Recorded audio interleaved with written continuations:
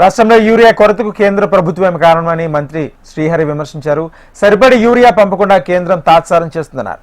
దీంతో ఇక్కడ రైతులు అవస్థలు పడుతున్నారని పేర్కొన్నారు. రైతులు ఇబ్బందులకు గురవుతున్నా రాష్ట్రంలోని బీజేపీ నాయకులను చేముకుట్టినట్లేం లేదని వ్యాఖ్యానించారు. స్టాక్ పంపాలని కోరినప్పటికీ తక్కువ యూరియా పంపుతూ ఇక రైతులను కేంద్రం ఇబ్బంది పెడుతుందన్నారు.